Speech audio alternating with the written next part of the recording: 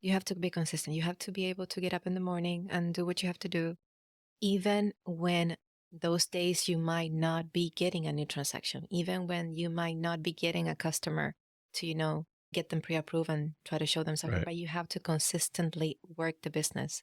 I don't think that if anybody that wants to be an entrepreneur or wants to work for themselves is cut for that.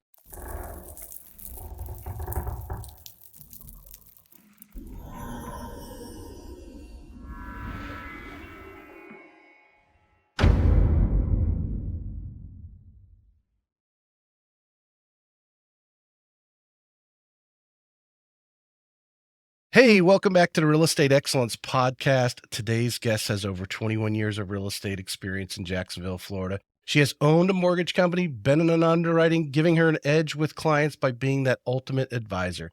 As a native of Chile, she is very involved in her Hispanic community here in Jacksonville and shares her expert advice each week on her radio show every Sunday. Today, we will learn more about this amazing agent, owner of the Ottone Group, host to Daniella's real estate show. Let's welcome Daniella Ottone to the show. Did I pronounce your last name correctly? Ottone. Ottone. Okay. Yeah, but I got to can put the say little Ottone. accent on the Everybody says Ottone.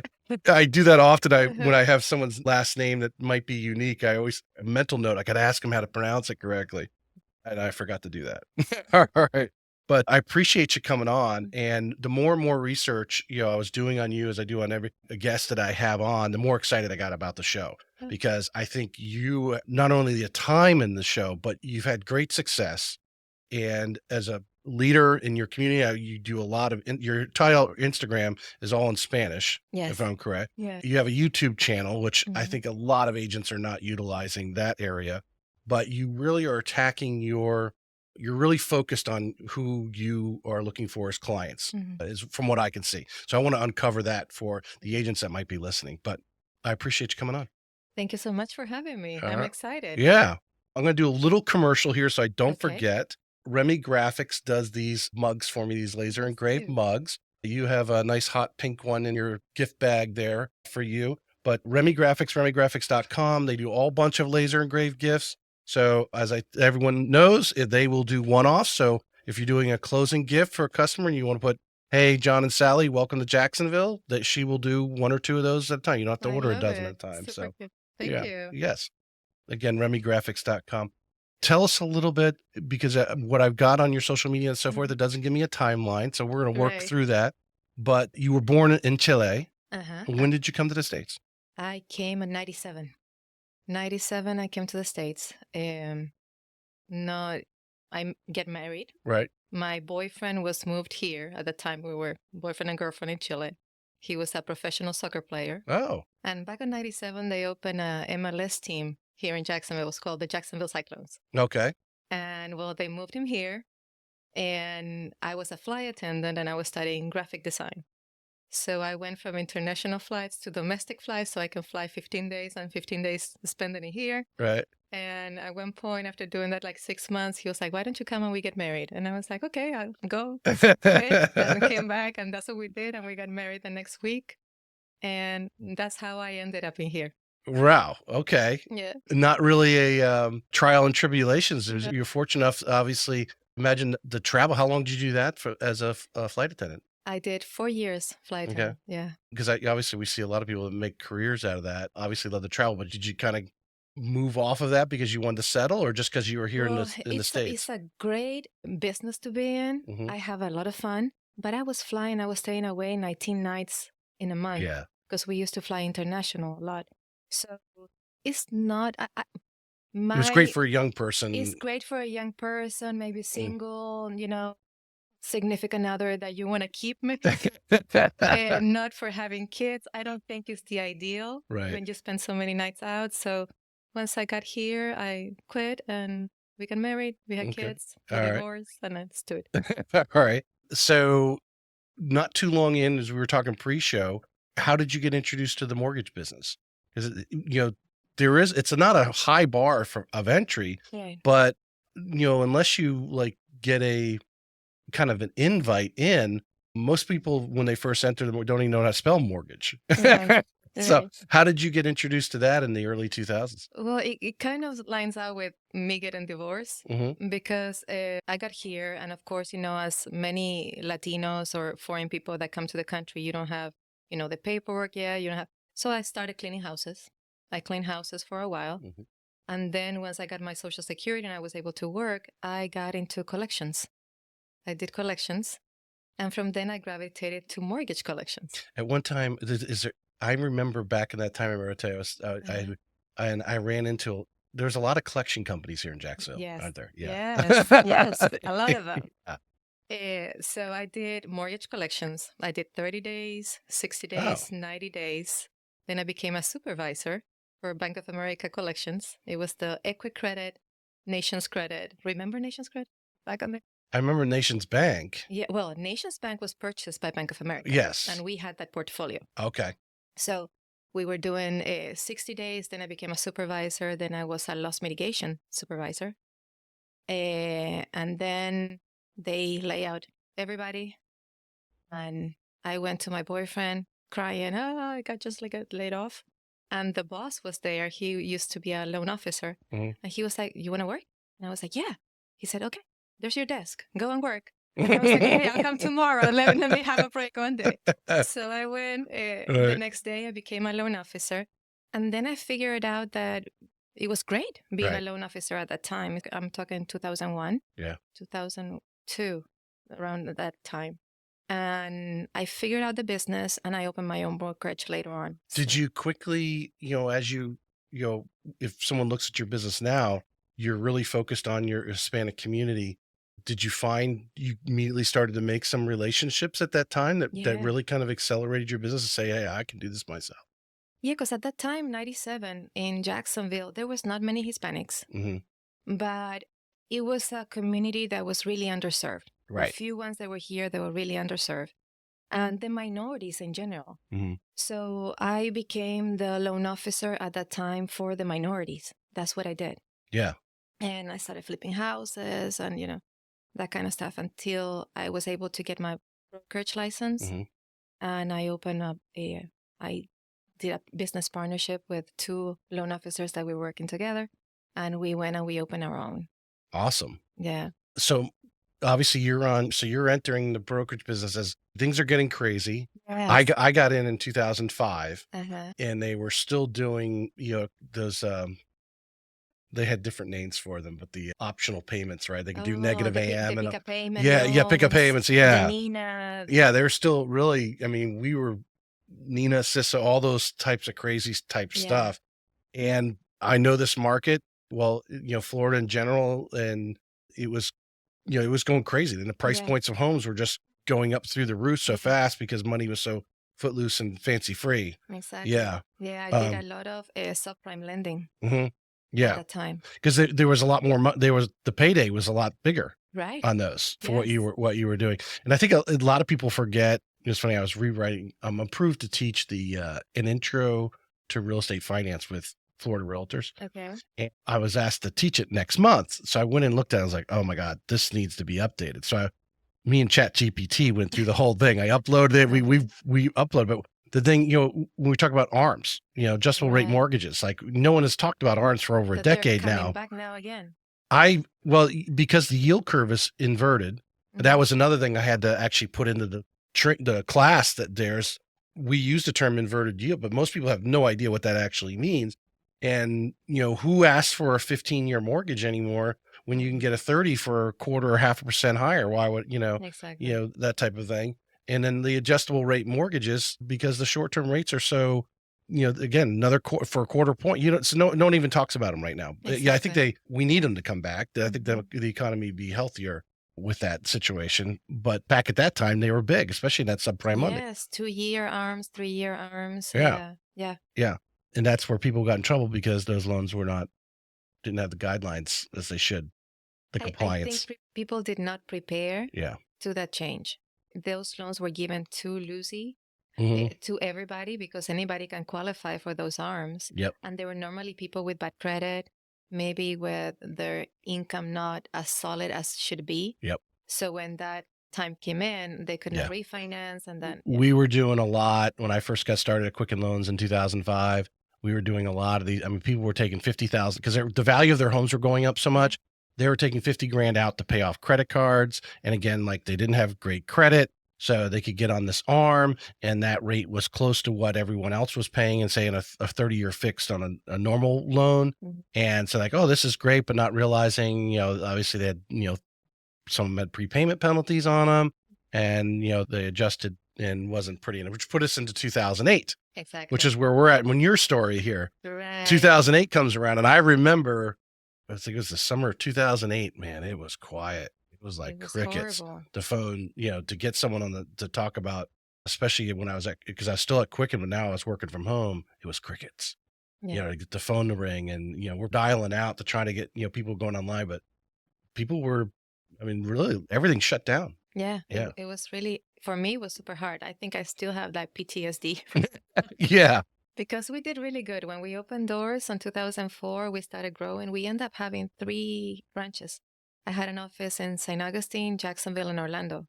We have 46 loan officers under Oh, us. We wow. were doing great. Yeah. And we had 184, I remember, lenders that we used to work with. From December to January, those 184 turned into 60. By the time February came, half of them were filing bankruptcy and they were not closing loans. So we were seeing like grabbing this loan from here, trying to put it over here, trying to close the little bit of stuff that we Mhm. had going. By March, I was closing doors Wow. because I went down with absolutely everything. There was nobody closing. The lenders got really, really strict guidelines at that point. Nobody Mhm. wanted to close anything. And Yeah. yeah, Well, I that was remember hard. too the struggles of, value, because it wasn't like right now, we're not seeing low appraisals. I don't know Right. if I haven't seen one. Have you ever seen one recently? A low appraisal? No, I think I got one like maybe 2,000, 3,000 below, but not Yeah. a big deal. Right. And back then you got significantly low because people thought their Yeah. homes were, Much. based on what '06 was showing, and all of a sudden you go to '07, '08, they didn't Yeah. realize how fast it was dropping. Right. And yeah, I mean, for sure. I mean, we'd have people, calling, hey, I want to refinance my home. Basically the process at Quicken was, yeah, I think my home's worth this. Okay, great. Boom. We're in process. That appraiser comes Mm. back and it's, 20, 30, 40, $50,000 Right. light, and Right. it doesn't work anymore. Mm-hmm. Yeah.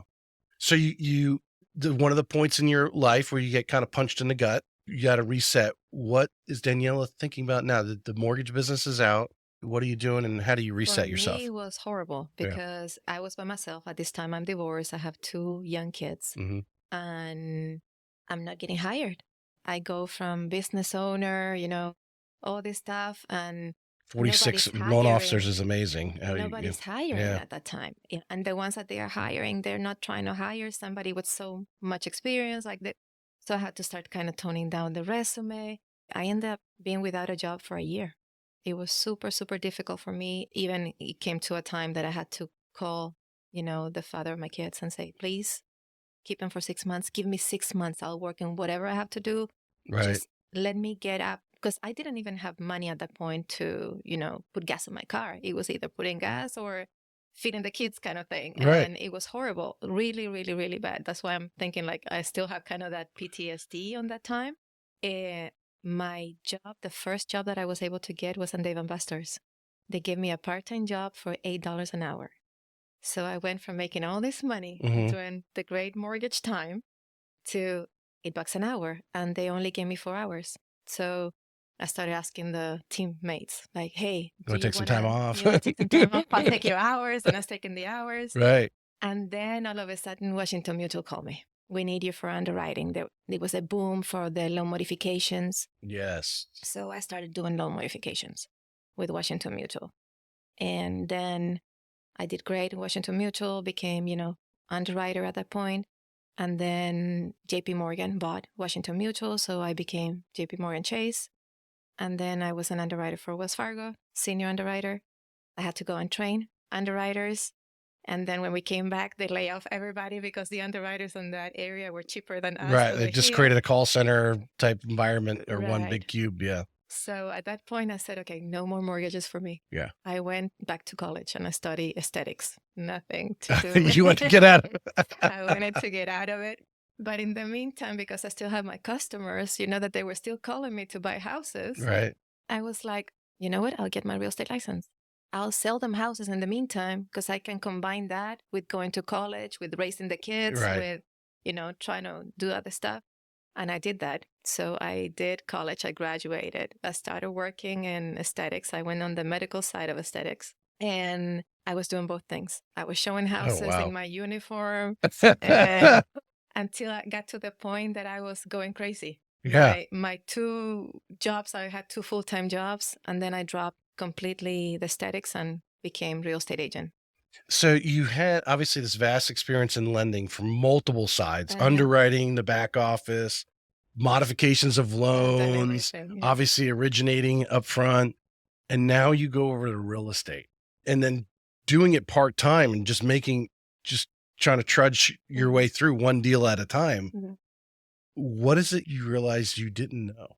How much, there has always been this relationship between loan officers and realtors. And I understand now why loan officers don't like too much, the input of the realtor, because real estate's really, they teach you the law on real estate and, Mhm. what things not to do, how to write a contract, but you don't know what is behind the scenes to get this loan done.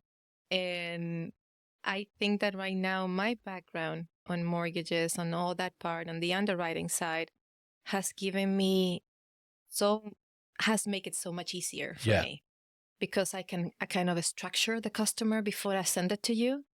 And when I send it to you, it's a customer that is going to pre approve. Yeah. Is going Because to you've asked some of the baseline questions. exactly, I Yeah. kind of like filter them out Like, where's your money for the coming loan. from? Exactly. I kind Yeah. of run numbers with them. I Yeah. cannot pull credit, none of that stuff. But if I have to fix a credit, I know the tools to fix a credit quick. So in 2 months, I have them with the credit up. Right. If we have to work on DTI, okay, well, lower these credit cards. Let's do this. Get another job, like Yeah. something. Let's find a cosigner. So I run numbers for them.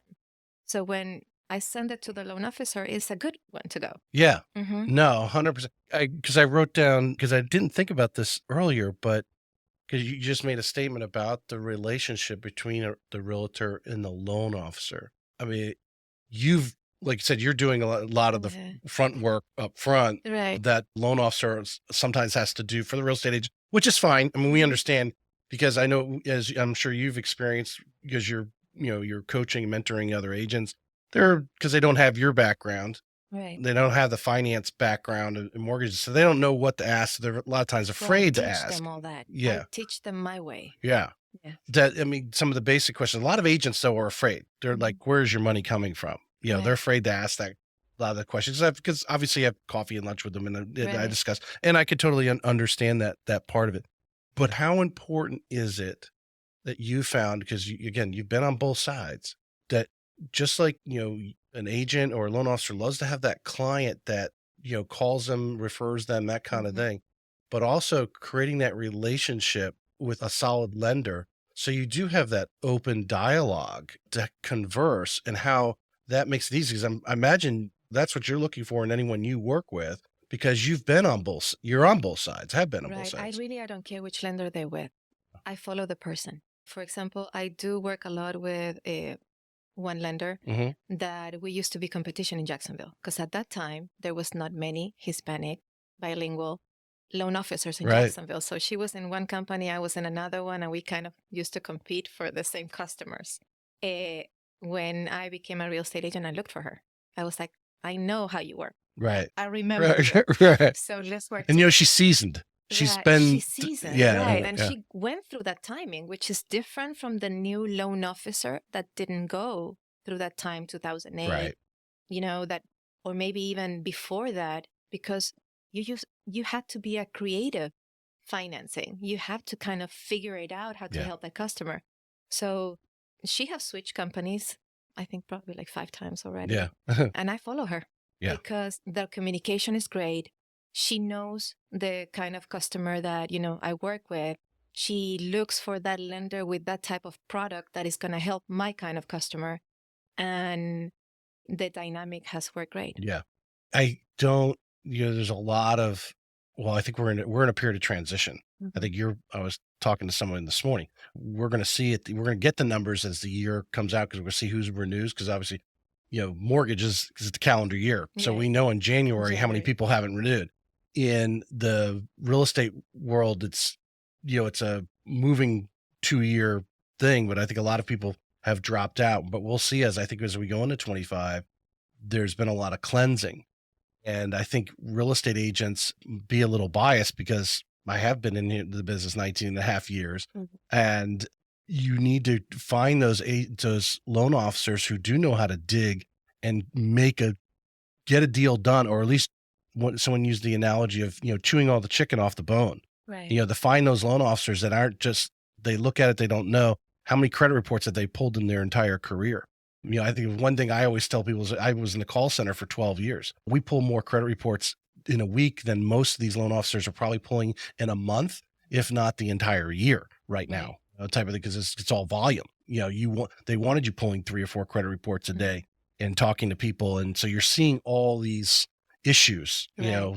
because as Mhm. everyone is a little different. Yes, Yeah. every deal is different. That's Yeah. the fun part of our Yes. business, though. I Yeah. love that Yeah. because every customer is different from the other, the background, everything. Yeah. Right. That's where experience pays off. Yeah. Yeah. You start every transaction Yeah. because even as long as both of us been in the business 20 years, we still haven't seen there's always something new next month. Yeah. Right. That we have never Even in seen before. guidelines, they're always Yeah. evolving, there's always changing. So you're always Yeah. studying what is coming up next. Mhm. So it's always changing business, which is great. Yeah. I love that Yeah. part. Actually, creating that course, the one thing that course did not have was talking about the DSCR loans and bank statement loans, which Right. are, the kind of the alternative lending that is out there today versus when we first started. And we're using them a lot right now. Yeah. The SCR is great for an investor that Right. kind of like already run through all their income and they can show the income on paper. The only thing tough about it is finding, because of where the interest rates are at, to get that property to, keep that payment, you know, At the under level. to make that work. Yeah. The bank statement loan, I was very surprised with, at Mhm. least the company we work, because the lenders that those that are listening, the lenders that you see every day, whether it's Town Bank Mortgage or Chase or whatever, they don't actually do the bank statement Right. loans. It's these alternative lenders that you don't know, but they only Right. deal with lenders that are feeding them business. They don't deal directly to the public. Right. So, but they're out there and they're hungry. And I think we had this one I closed yesterday, this bank statement loan. I think we had at least probably 3.5 exceptions.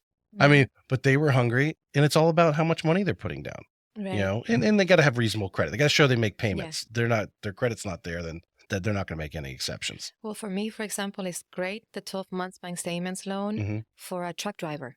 Yeah. There's a lot of Latino truck drivers.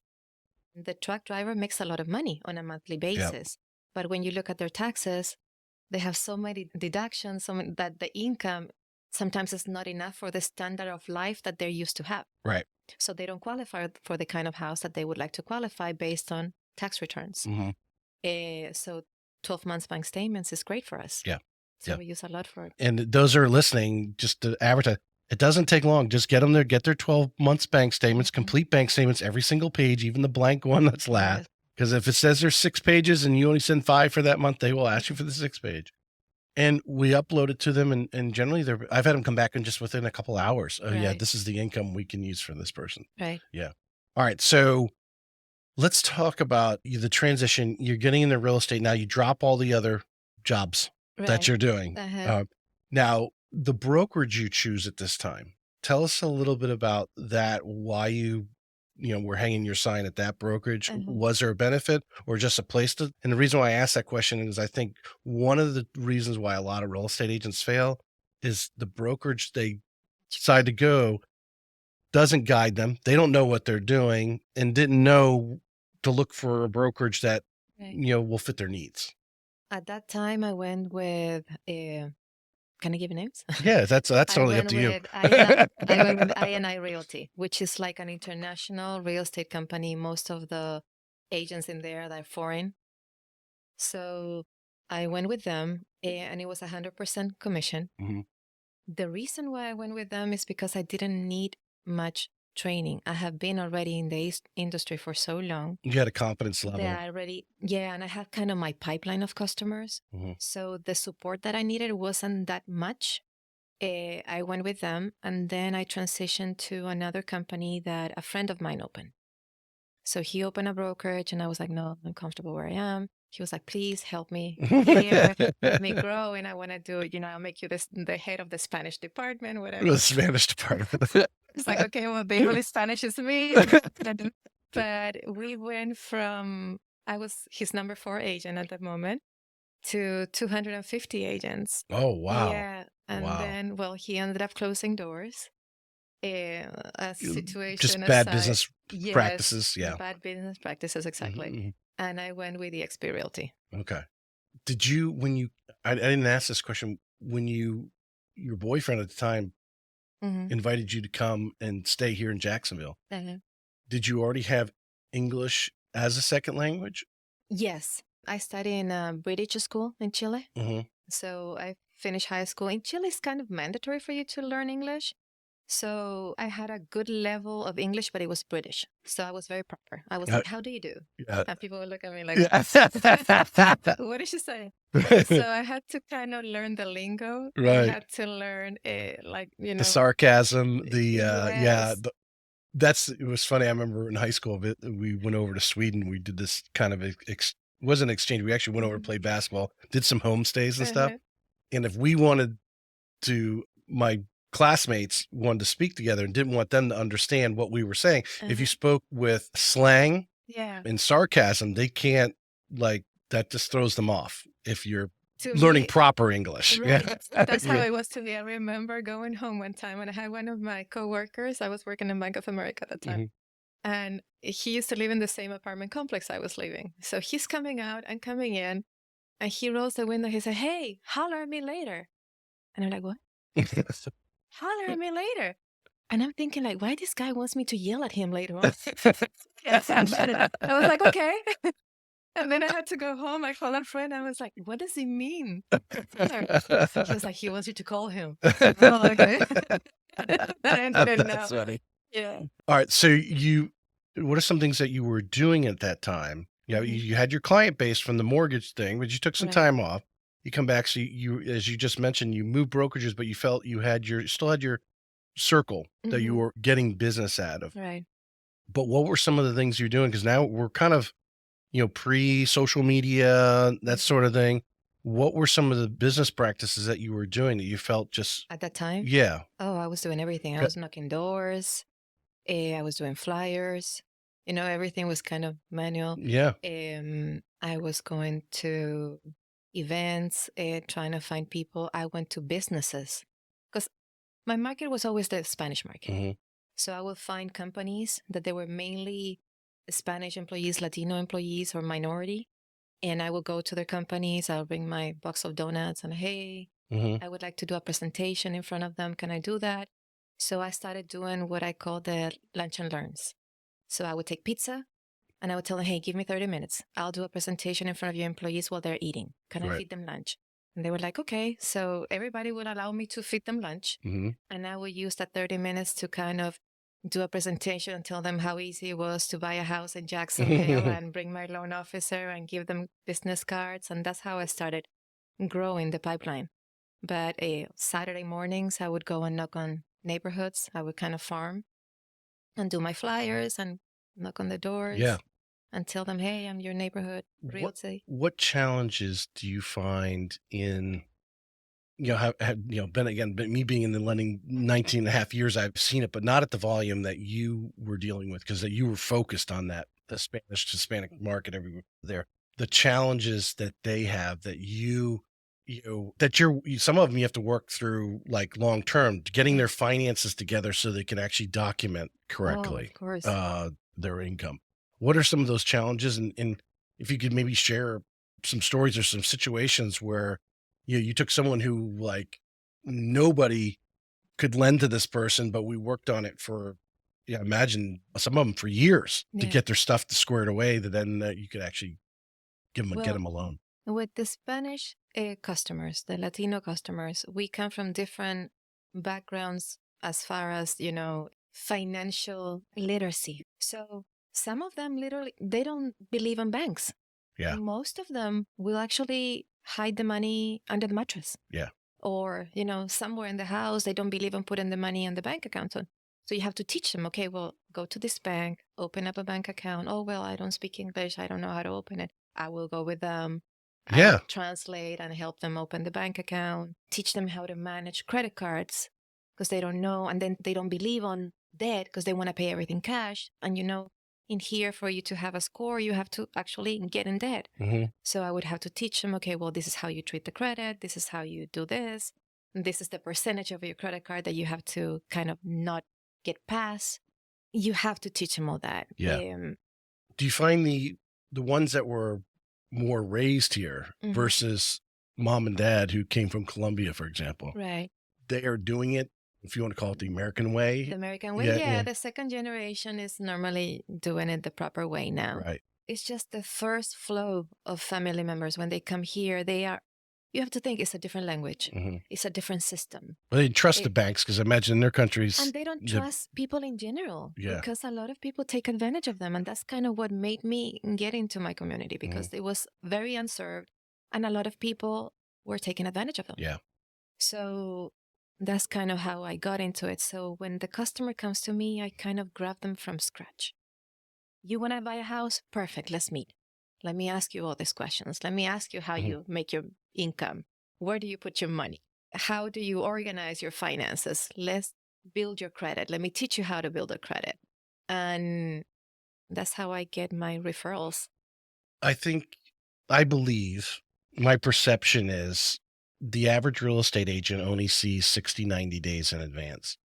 When you're doing what you're talking about, Oh, I have a you pipeline. got to be looking sometimes years Yeah. out there, and you're going to put some time and effort Mhm. into this individual, and that hopefully in 2 years will be eligible to get a loan and buy a home. Yeah. You know, when did you, is that something that you just intrinsically that you came with, you were just brought up with to have that mentality? Because I think a lot of agents deal with this. They get in the business, they're only looking 60, 90 days out, if that. They're not looking at long term. They're not focused on the client, getting great service here. Maybe they don't buy now, but they're going to buy here, but they might give me 3 referrals in the next 4 years, Right. which would be huge. If you had every client that you ever had give you a referral a year, Right. you're like on top of the world, Right. right? But to have that long term mentality. Well, yeah, because when I got into real estate, where a real estate agent is as good as the last transaction. Because then you close the transaction and what? You don't have another one coming in. So now you have to go and dig and try to figure out the next customer. Right. And that's why the average real estate agent closes like 3, 4 transactions a year, I think. That's how they do the average one. That's not what I wanted. I wanted to build up a pipeline that was going to continuously giving me. Right. So I don't mind working with a customer that is ready to close a year from now, 2 years from now, if that's what we have to do. Mm. But I have the customer that is ready for 30 days. I have the customer 60, 90, 120, and I have a pipeline that is continuously moving Yeah. because I have lined them up. And when you work with people and you give them your time and you teach them on how to do things better when they come here and you teach them how to grow here and I open businesses for my customers. I have had customers that they were contractors, doing carpentry here and there, and I'm like, you know what, you're making great money, why don't you open your company, hire some employees under you, let me help you doing that. Right. I'll open the company for them for free. I don't even have to charge them. It takes me, what, 5 minutes to do it. I have Right. opened companies before. So the customer becomes really faithful to you, very loyal to you. And one of the things on the Latino community, we are loyal like that. Like, if you do a good business for me, I'm going to refer you people.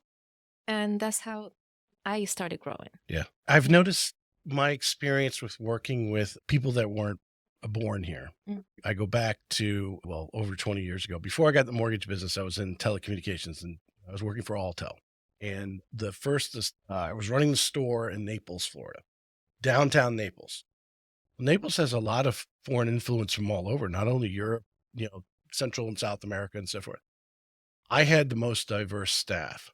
The ones that wanted to work or were open for coaching, were open for they felt in me that I wanted to make them more money, make Mm-hmm. them better so they Right. could make more money. It was, that whole thing, which is, kind of the same mentality you have.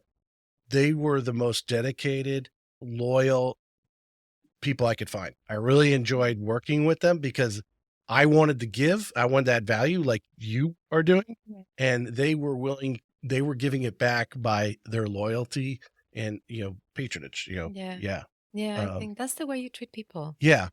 Especially when you're foreign and you're coming here and you don't know anybody. You leave your family behind. There's some cases that if you start talking to people that come maybe from Cuba, right now from Venezuela, that they had to, cross the forest, Mhm. get in a boat, and they're risking their lives to get Yeah. here. They're coming here for an opportunity, Yeah. and they're not afraid to work.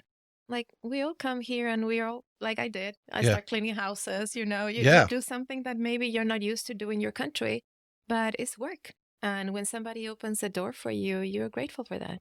I'm gonna bring this is a good segue Hmm. into our grit Okay. segue, because you have some grit stories. You have some, Uh, you mean, the being a single mom and like you said, you like, had to ask their father to take them, just and you were willing to go out and take whatever job you mhm. find and, wait tables, whatever it was. I mean, that's a grit story in itself there. And I've had a few over the few hundred episodes that I could recall that were like that and are truly inspirational. So when listening, so we talked about it earlier because I was prepping you a little bit. Obviously you love real estate. You found a niche.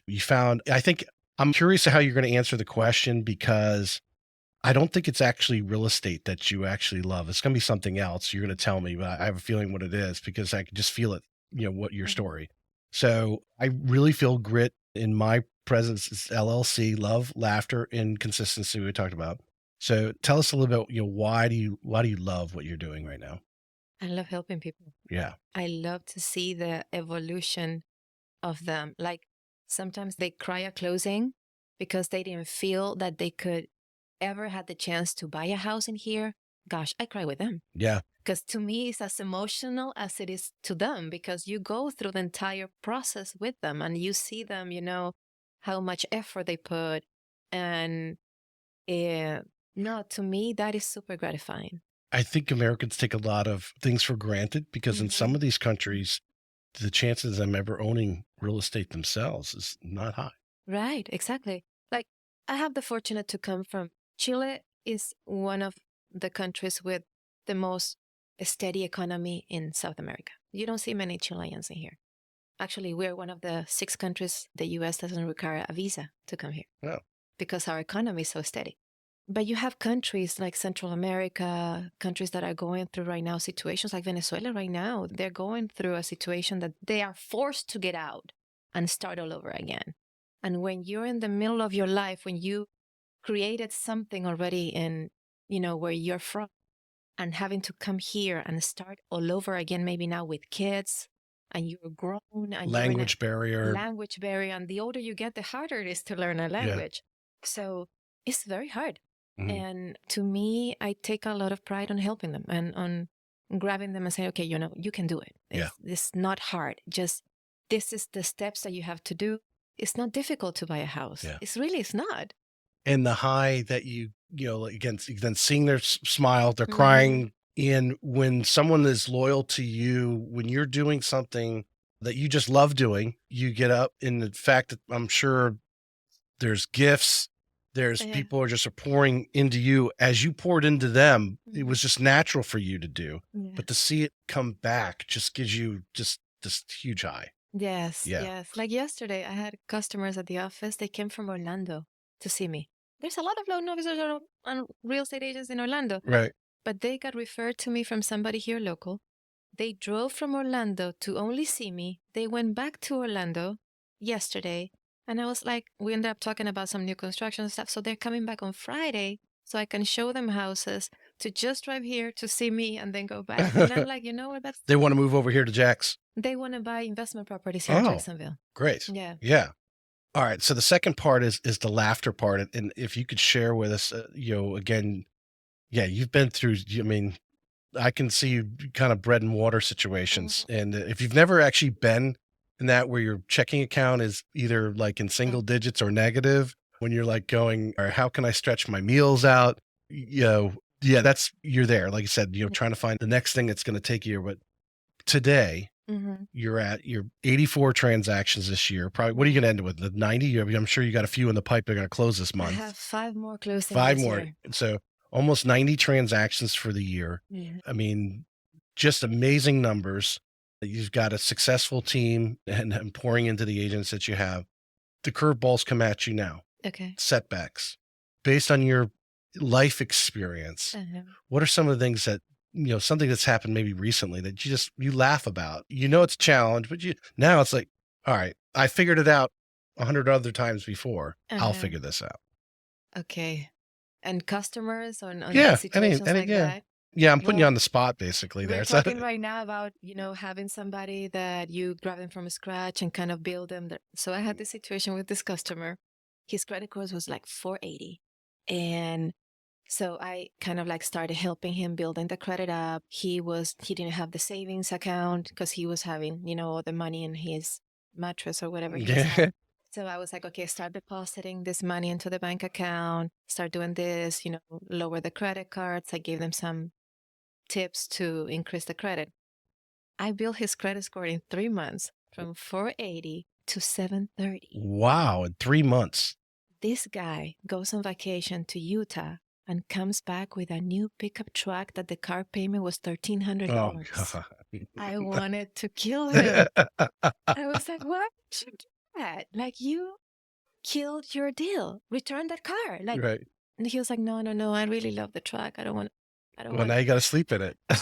Well, I told him, I said, I hope you can put a toilet on that one. You're gonna have to live in my truck now because there's nothing I can do Yeah. for you Yeah. until we figure out more income for you or co-signers or something. But now you're stuck with this $1,300 payment People truck. don't realize they got to the cars are killers right now. They are. The payments that, unfortunately, because the cars have gotten more expensive. Obviously, interest rates are up on Right. top of that.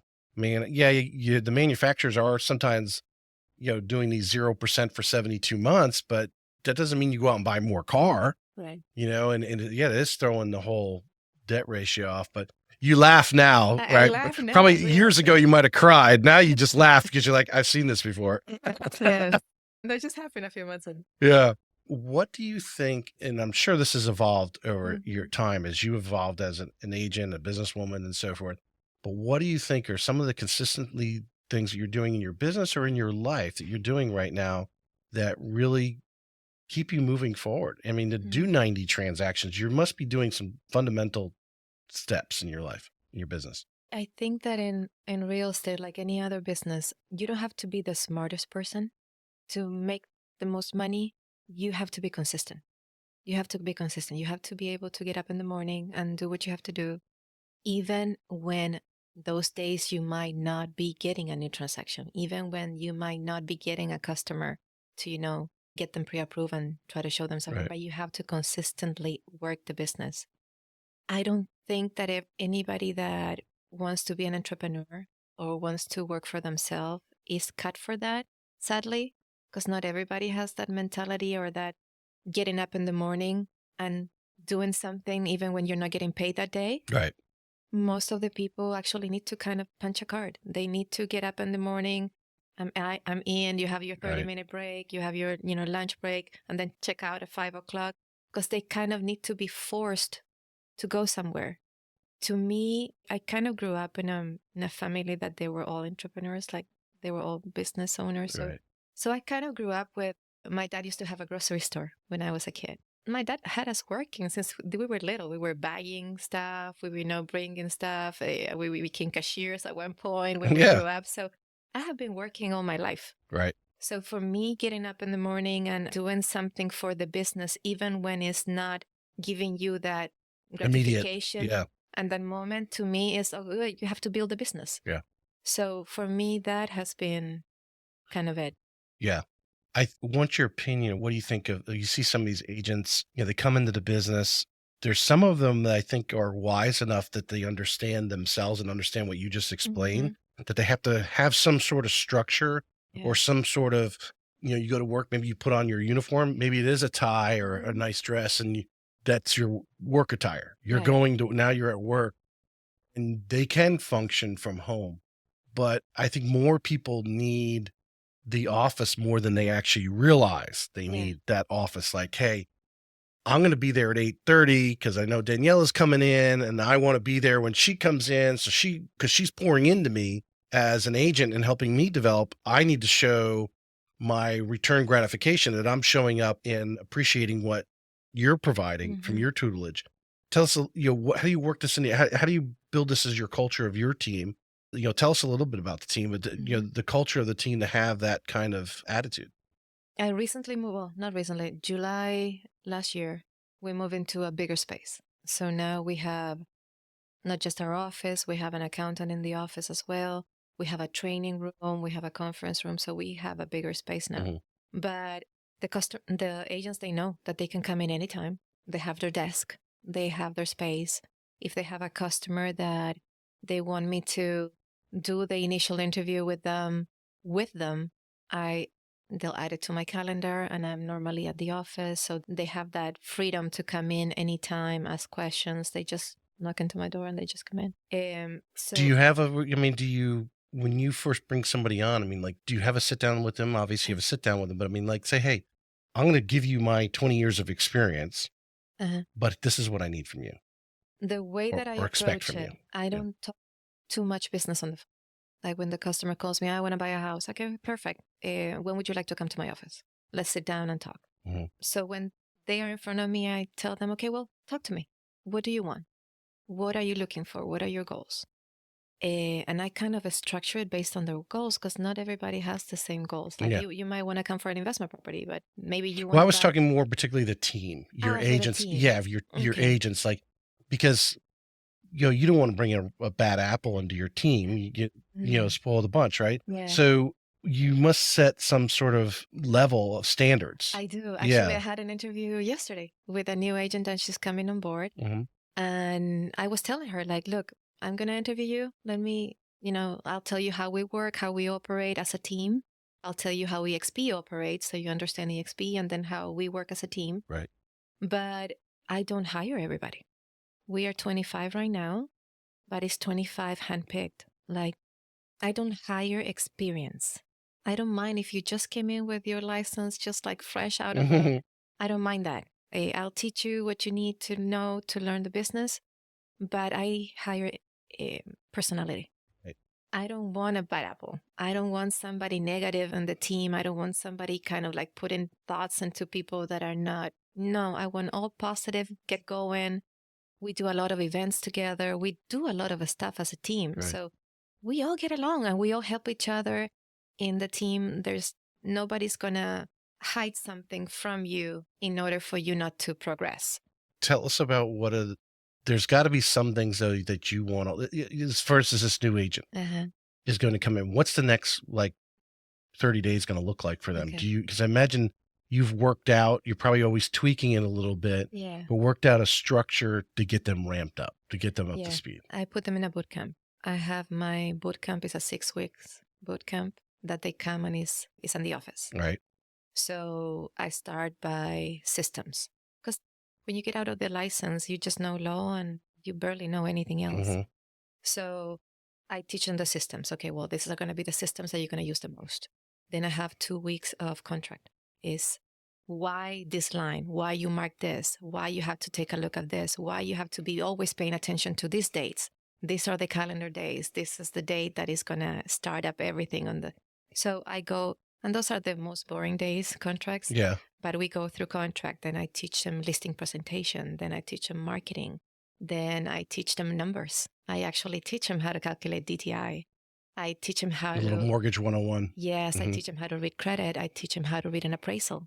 They know how to read title. I teach them my background, my underwriting part. Hmm. I bring normally like a lender Hmm. and tell the lender, okay, well, tell them what are the new products out there?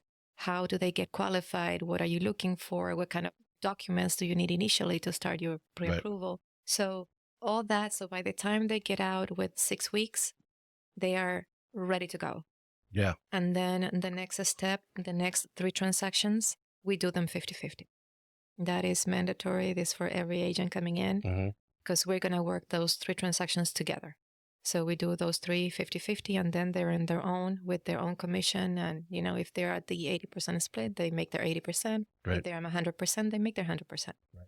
But, Marketing wise, mm-hmm, again, you get this new agent. mm-hmm, How do you, again, to get them those first three transactions, right? It's the first step. Obviously, right, we want them to go beyond that, but getting the first three, getting them through this 6 weeks, this period of time, would be great if they had three transactions in the first 6 weeks. right. What do you do from a marketing wise? What are you teaching them, to reach out to that circle of influence? What is your advice you give them?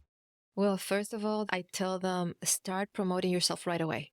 Even when you start thinking about getting your license, put it out there. Tell your circle of influence, hey, I'm going to get my real estate license. I'm going to start selling houses. If you're planning on buying or selling sometime soon, think of me. I want to give me that opportunity. So most of them, I make them work their circle of influence right away.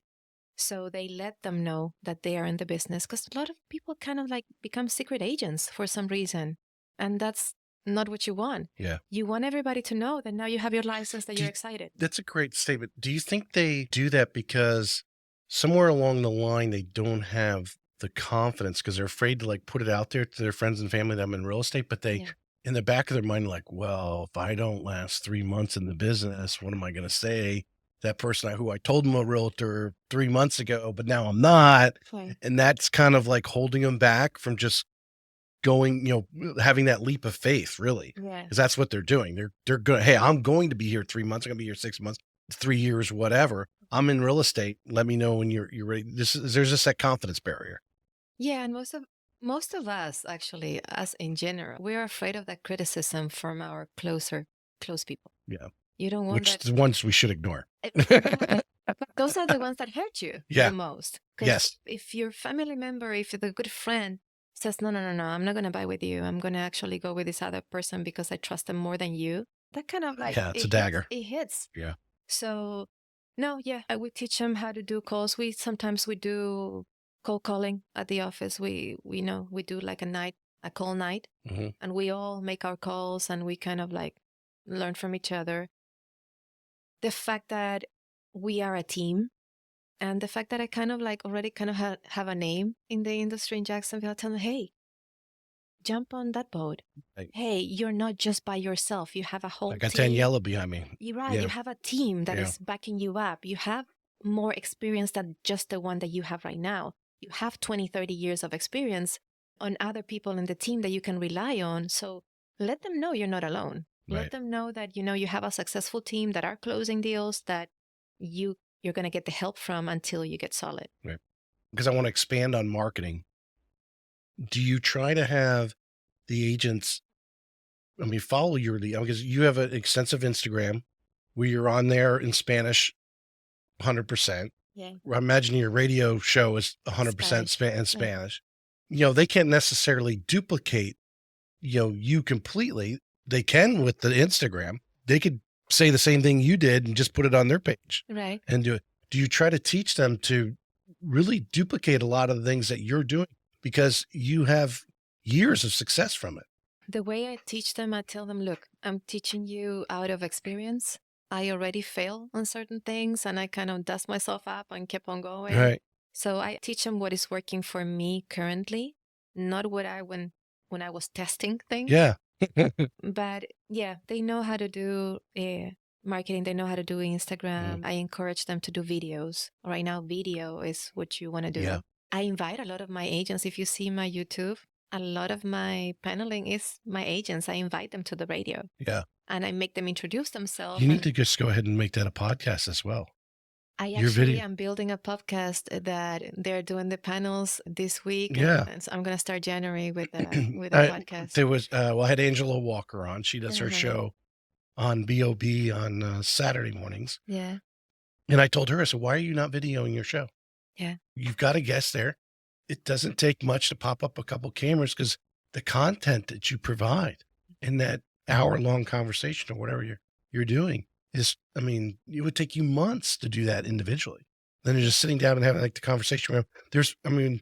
We could probably, if we wanted to, probably easily cut 20 reels from this hour Yeah. of really good stuff. That's, the things that you've said and so forth to promote yourself. Well, I started doing that this year.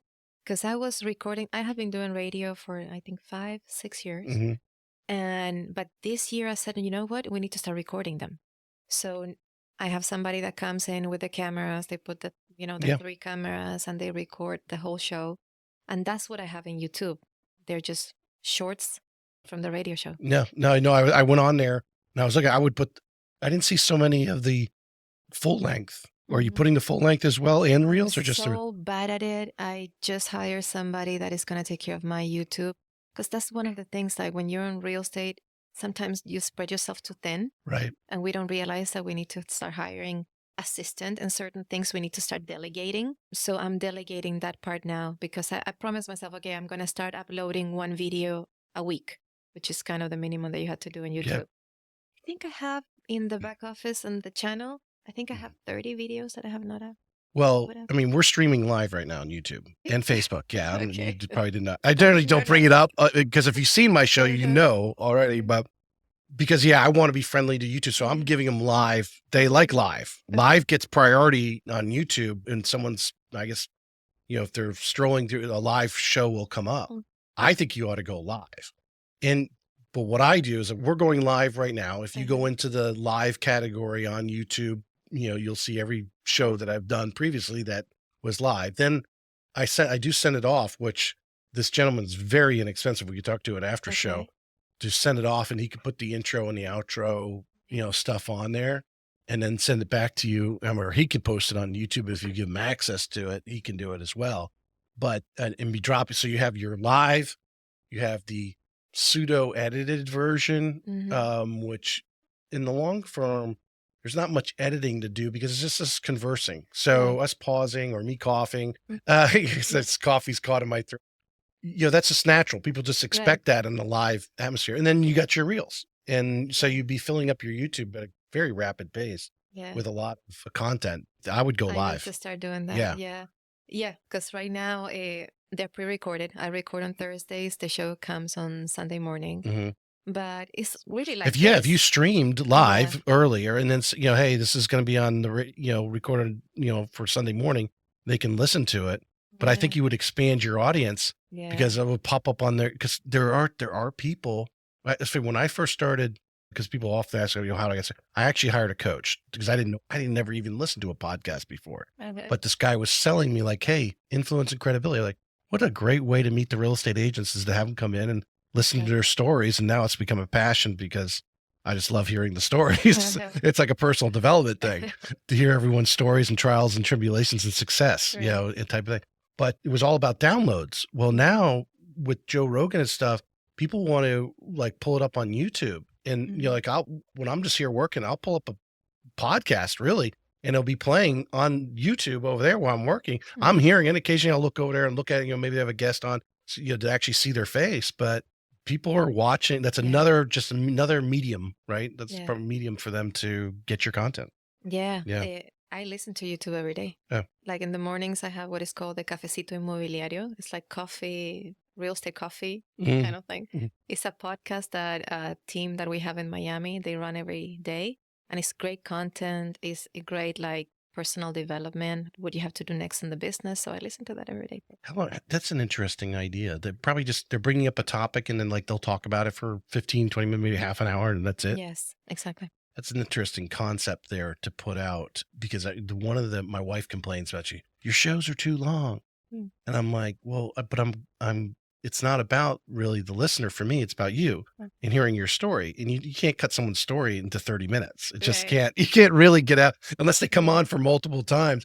So I was really like, how can I condense it to those who want the little, like NAR has their drive time Uh-huh. thing where I'm sure they keep it to about 30 minutes, which it sounds like that's what these EXP people are doing. Right. They're keeping a topic that they're doing. So everyone's hearing, everyone's Mhm. getting a little bit of information, inspiration, 30 minutes on their drive time, and that they're good. Right. Yeah. But if you do like the shorts are great right now. Yeah. Because the shorts will kind of pick up the interest of somebody, and then they want to go and listen to the rest of the hour and a half show Right. that you might have.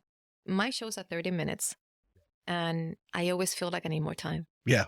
Yeah, because you you get some people that are really interesting and you want to kind of continue to dig, and then you're like, oh, 2 more minutes. Yeah. You're like, this is some really good content we have. Yeah. Yeah. That's why I don't necessarily put After about an hour and 15 minutes, we're ready to all right, let me see what else I got here on my list here. Building a team.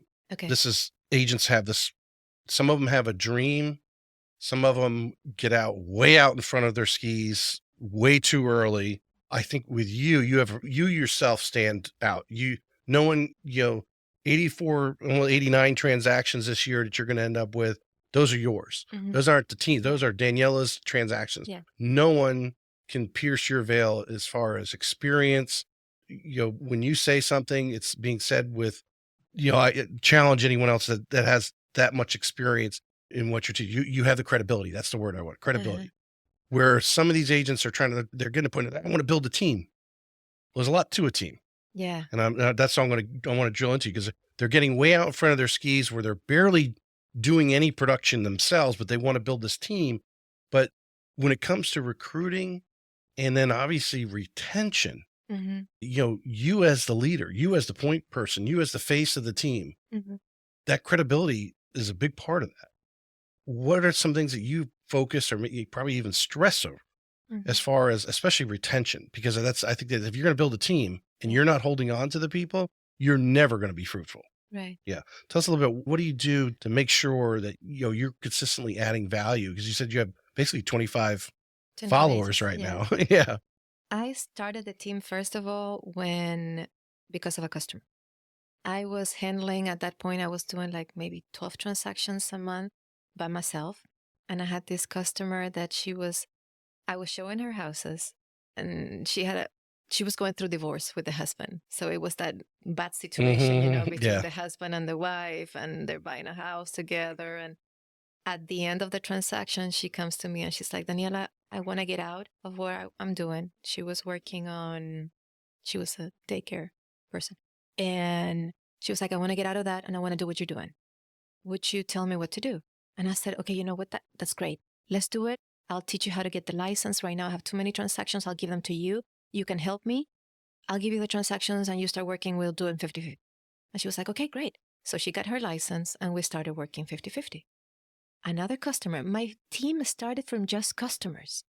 My first 6 to 12 agents were just customers that they like working with me, and they would come back later on and tell me, hey, I want to work with you. So my second customer was a gentleman that he was coming from Puerto Rico, moving from Puerto Rico to Jacksonville. He used to be the CEO for Banco Santander in Puerto Rico. So he was coming from banking, Mhm. and he was retiring. And he was like, you know what? I want to do something. I don't want to just retire. I want to do something that it can be, whenever I want to, kind of thing. Right. Why don't I come on real estate? I want to work with you. So those were my first agents. They're still here with me today, Wow. 6 years later. That's amazing. So now the rest of the agents that are coming normally are people that I have never met before. They are just seeing me on social media, and they come in and they say, well, you know what? I want to go and work with you. I'm not a recruiter. I don't go out recruiting, even though I'm an EXP, an EXP is all about recruiting agents. I don't go out recruiting. I have a large team, but they have all come in an organic kind of way Right. because they have either seen me or they have been my customers, and we have kind of built that relationship, and they trust me enough to even come and work with me afterwards. The important, I think this, and you agree, disagree, or advise on the statement.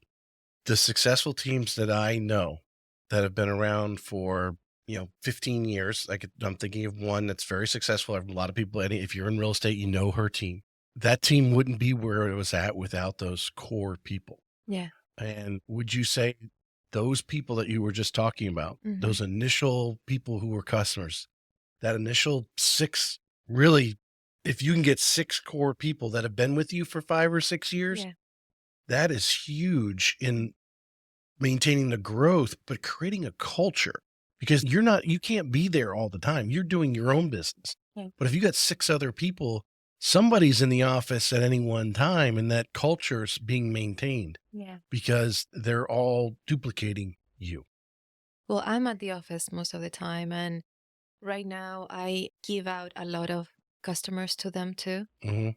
So they do get, feeds from me.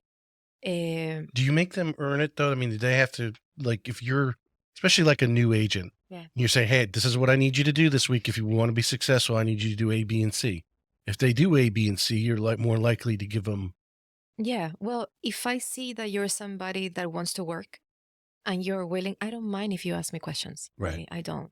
If you tell me, hey, what form do I need to use in this? How do I approach this? What do I tell this agent is telling me this? I'll give you the answer. I don't have a problem. Right. But I want to see the willingness to do it. Right. Like sometimes I had one agent that I call her and I'm like, hey, I have a customer. I have a customer ready. Do you want it?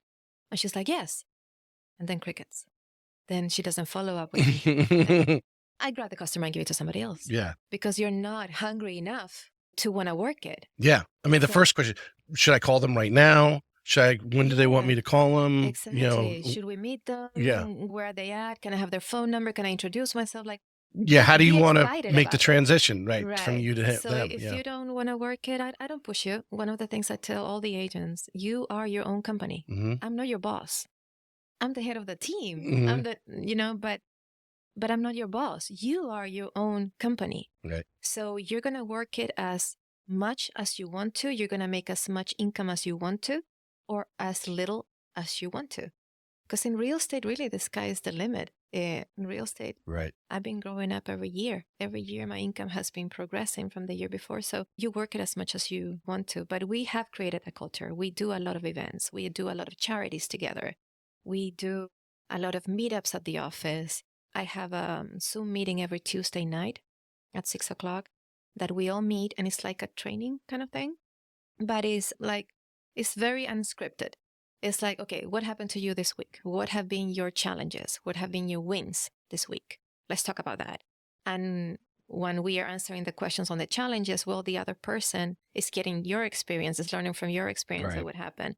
So we go through all of us, and that's kind of our meeting on Tuesday, is a training without being training set up. How do you, because a lot of times people want to put those on, but, people they're a little shy, they don't know that their challenge is actually a challenge that probably 3 other people had that week. And the fact, so they don't, how do you draw that out and make that an actual beneficial meeting? I think because I have hiring based on personality, and it has to be chemistry. Because if you're going to be working with somebody for a long time, and I'm going to be helping you, and we're going to be, somehow working together, I want to have that chemistry with that person. So we all get along. Yeah. We all get along. There's no judging on each other. I have agents that are very seasoned by now, and I have new agents coming in, and everybody's willing to lend a hand. Everybody's asking the questions, even if they sound dumb for them at that moment. It's never a dumb question. Yeah. I've been talking with a few people about putting on a panel, but on the topic, because I think, again, talking to several hundred agents, all are at this level. And some of them are really good agents, and they're actually trying to how do I create my team? And I'm so glad we met today, because your vast knowledge and understanding, I think the pillar to your team, well, not only your business savviness, that's probably understated here. We haven't talked enough about that, but you're doing it yourself. You're not, hey, I've been in real estate for 6 months now, or even a year, and I want to start a team and start trying to get some girlfriends together, and then, because I'm seeing a lot of that. And I apologize to some of the people. Please prove me wrong that you and your girlfriends can do it as a team. However, I got someone in front of me that has grown organically. And like you said, the personality, your girlfriend may not actually be the personality you want in that team. They might be the one who's off talking stuff about you behind your back, and you don't even realize it. Now, it might not be really bad stuff, but just stuff enough to create doubt with the other team members. And the fact that you're doing it, you have a high level of credibility. Obviously, you're very smart and understand the market and what you're doing. That's my personal development day, because I'm like trying to suck it out of you here. Yeah, because I think anyone wanting to start a team, there's a lot of the real out there. There's EXP, LPT, all similar kind of concepts there. They need to come and have a chat with you and what you're doing, because you probably could have a team many times bigger, but how many actually would be producing, right? You could tell everyone, hey, I have 100 people in my downline, right? But how many are actually making sales? You're not focused on it. You're focused on the individuals that are coming to you, organically. And I think some of these places have gone to the personality test. Mm. It sounds like you're doing your personality test by just, Yeah, having a definitely. conversation with them Yeah. and feeling, they're trying to get a work ethic and idea what they're there Mhm. and that sort of thing when you bring someone up. Or in this business, we see so many people on a Yeah. daily basis. When you're doing the loan for somebody, you kind of like know the type. We have to learn how to read people. Hmm. That's the one thing, because you have to, not just to sell them something, you have to learn how to read them, but you kind of know the person that is actually looking at you in the eye, that's being honest, the one that is kind of Yeah. fidgety. Sometimes you're like, oh, they're lying. So we know how to read people. And I think that I have learned how Yeah. to do that with people in general. And for me, it's really important Yeah. that I get good apples. Now, I have had bad apples on the team, and I have kind of like railed them out in a Hmm. nice way, but they're no longer with me. Right. I have had to clean house sometime because of that. But it's the nature of the business. Yeah. Yeah. Yeah. You've got to be prepared. And every time someone leaves that obviously was a good apple and they leave, it rips a little bit of your heart. But that's anywhere. I mean, if you're managing people Yeah. or, a leader of any group and someone decides they whatever want to, that's, yeah. Yeah. To me, in Spanish, I call them mis pollitos. So they're like, the chicken with a little chicken. Yeah. Like Yeah. I'm like very overly protective with them. So I take care of them a lot. And sometimes when you get disappointed, it really hurts. Right. But hey, it's Let's finish up with this. Just what do you think right now with this current market conditions, kind of maybe, different than maybe 12 or 24 months ago? mhm. Things that you're doing differently today in the course of your business because of the current market Okay. conditions. You're doing really well, but I think a lot of, listings are lasting a little longer. So what are you doing? A couple things you're doing differently today than you were 12, 24 months ago. I think I'm fortunate to be working the kind of customer that I'm working. For me, focusing on the Latino community, our business that I have seen a lot of realtors this year that, serve a different kind of community. Mhm. They are not really doing the numbers that they normally do. Our numbers grew because what we are doing right now, we're focusing more on the foreign person investing in the country. So we are tapping into that market, the outside of the here Immediate market, area, right? the immediate area. Because So there's not that, I always joke, but when the rates were 3%, people were moving from community to community yeah, locally. So you were doing sales exactly. internally. You're reaching out because the foreign investor, it's not that big of a deal, or they're bringing their money from somewhere Right. else. Because right now, our country is like, no matter where you go in South America, we're going through some sort of economy situation Hmm. that the people that they have the means and they have money that they want to secure it in a.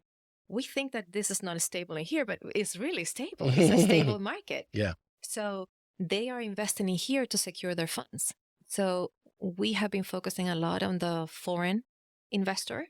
And locally, for me, has been new construction. It's sadly to see, but right now, new construction has rates that the Well, banking especially for doesn't offer. first time home buyers, it's a Yes. real, they're covering a lot of the cost, if not Yeah. all the cost. The rates are low. Very You can get low. them Yeah. introduced. Everything's on a timer. That means we're going too long. Anything you like that? uh, Thank you so much for having me. I This was so appreciate much this. fun. This is a really I good show. didn't know what to expect. I was like, hey, I'm not going to think about anything, just have the Well, I'd conversation. like to periodically call out, even Hmm. if we do it virtually, but to get that angle of what's going on. What are you doing? Hmm. Kind of like a little update, every 6 months, say, hey, this is what I'm seeing, this, type of thing. And like I said, even if we do it virtually, I always, put the video out there. I Yeah. think I think you could be a huge resource for the agents that are listening that, just to call you and get your angle on Of certain course. situations, because I think you've absorbed so much. And with the lending side, I mean, just how you do business is amazing. Mhm. Well, So thank you. thank Thank you you. so much. Thank you for coming on. Thank you. Appreciate it. This may be it for today's episode of Real Estate Excellence, but we both know your pursuit of excellence doesn't stop here. To connect with the best of the best and really take your skills to the next level, join our community by visiting TracyHayesPodcast.com, where you'll meet more like-minded individuals looking to expand their inner circle and their personal experience. That's available at TracyHayesPodcast.com.